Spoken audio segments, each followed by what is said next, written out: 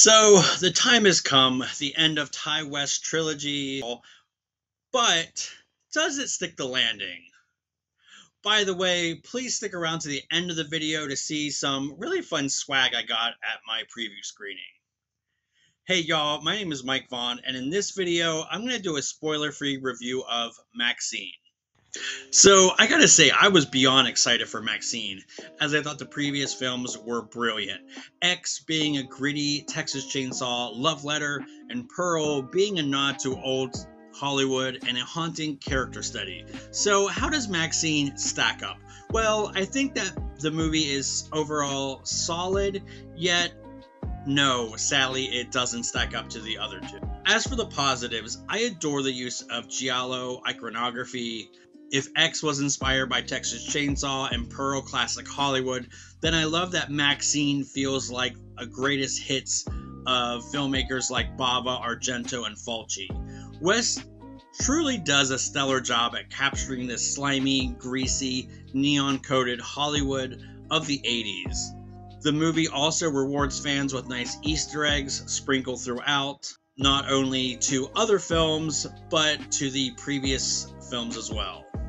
Like the goose cookie jar, I thought was maybe one of my favorite little nods. Mia Goth once again steals the show, though I wish she had more moments to explore her character, but more on that later. This movie also celebrates practical effects, and oh man, the gore is brutal, chunky, and frankly, an old school horror fan's wet dream. I gotta give it up for Wes and Goth in terms of writing, as while there are some missteps, they really do take their themes of satanic panic, sin, and female autonomy in the show business, and they really run with these, and all the themes are woven in nicely, and there was a nice balance to that. I never felt like the message was watered down, nor did I feel like they were preachy, therefore it didn't spoil the entertainment value. Now, sadly, I think the movie does have some fundamental issues. Chiefly among them, the movie is just weirdly paced, and while I wouldn't say the movie is slow, it does tend to drag more than you might expect. Especially when you consider the last two films are paced really extremely well. With MaXXXine, there's this certain tug and pull between scenes that feel like they move the plot forward, but others are fun, yes, but don't add anything. Like, sure, I love seeing MaXXXine take care of some creep, however, it's filler, and this makes for an overall uneven experience. There is also a weird lack of tension, and despite being at a sold-out screening, there were no screams or gasps to be found.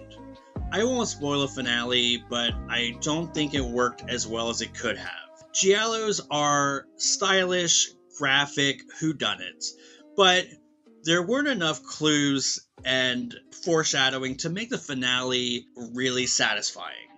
Speaking of, again, I'm keeping this 100% spoil-free, so I'm going to keep this vague, but the last 10 minutes or so was edited in such a weird and confusing way, as it would jump between time, and I wasn't sure what was supposed to be maybe in MaXXXine's head and what was actually reality. I don't know if this was the intention, but it just was not very coherent.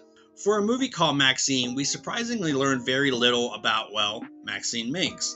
Virtually, the only thing we learn is some small bit of context between her wanting to be a star and the revelation in X that she is the daughter of a pastor. I was hoping that she would have a moment where she revealed more about her childhood, and I think this would have made the finale's impact more fulfilling.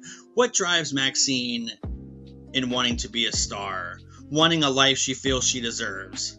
Which is valid questions, but once underneath all that, like, who doesn't want to improve their station in life? This, in my opinion, is the biggest missed opportunity and makes me feel like West, this time around, was more in love with his own visuals and callbacks than getting to the heart of the titular character. And I think that's bizarre because Pearl was maybe one of the most heartbreaking and unnerving character studies I've seen in horror. Now, to be fair, I will say that MaXXXine going from X saying she doesn't like blood and gore to 6 years later stomping a guy's genitals is an arc of some kind. This shows how MaXXXine is Ripley in Aliens this time around. She's a warrior. She's a total badass.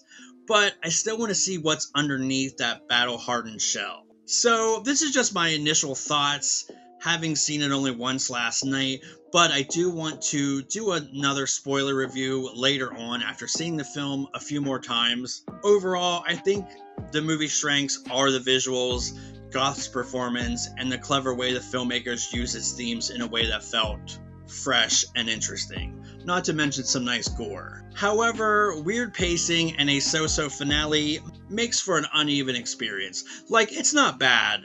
I did have a good time watching it, but I'm not sure how many times I would revisit this. So, this is what I got from the Alamo Drafthouse screening of MaXXXine. It was an early screening, and for like $20 you could buy this cool little item, which I thought was really fun. It is a like mock clamshell of the Puritan 2, which was of course the movie within the movie. And I thought that was really fun. The spine, we have the Alamo logo. And nothing inside, but it's just really fun. I love stuff like that. And this was a surprise, but they had official A24 MaXXXine shirts. So that's really awesome as well. Anyways, thank you so much for watching this video. And please consider giving this video a like, subscribe. Please comment below and let me know, what do you think of this movie? What do you think of X and Pearl?